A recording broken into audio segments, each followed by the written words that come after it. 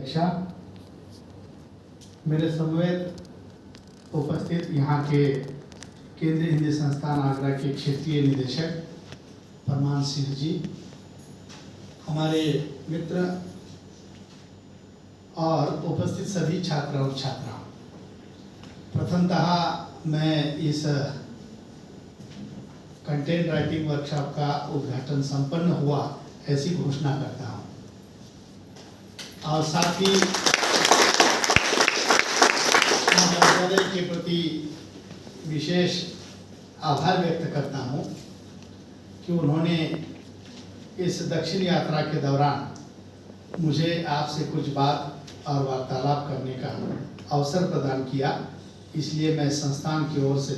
आपका हृदय से आभार व्यक्त करता हूँ। हम सब इस बात से भली भांति परिचित है कि यह युग जो है वह मीडिया का युग माना जाता है और इस युग में लेखन कौशल का होना यह अपने आप में बहुत बड़ी उपलब्धि मानी जाती है। और इसलिए आपने देखा होगा कि एक जमाने में जैसे कंप्यूटर यह शब्द मानक शब्द माना जाता था, बहुप्रचलित और बहुत फेमस शब्द माना जाता था, वैसे इन दिनों स्किल डेवलपमेंट यह शब्द जो है वह नई शिक्षा नीति में बहुत ही महत्वपूर्ण माना जाने लगा है। और इसीलिए आपके भीतर के जो स्किल है, चाहे वो लेखन का हो, चाहे वह अभिव्यक्ति का हो, चाहे वह श्रवण का हो, चाहे वो अलग अलग प्रकार के जो स्किल हमारे रोज की जिंदगी में हमें उपयोगी सिद्ध होते हैं, उन सारे कौशलों का विकास करना ये इस प्रकार के कार्यशालाओं का मुख्य उद्देश्य होता है। हमें पता है कि हमारे व्यक्तित्व में ये सारे अंग जो है वो इनबिल्ट होते हैं। जन्म लेने के बाद ईश्वर जो है वह किसी के ऊपर अन्याय अत्याचार नहीं करता कि एक आध व्यक्ति में उसने एक कला को भरना जो है वो छोड़ दिया या किसी एक कला को अतिरिक्त रूप में भर दिया। ये तो हम मनुष्य हैं कि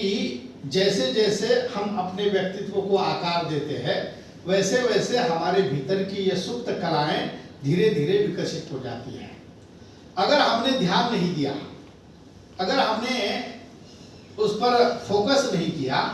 तो कालोपरांत जैसे शरीर का एक आध अंग उसका अगर हमने उपयोग नहीं किया तो वह अंग जैसे कालांतर बाद निरुपयोगी हो जाता है, वैसे ही हमारे व्यक्तित्व के इन आयामों का होता है।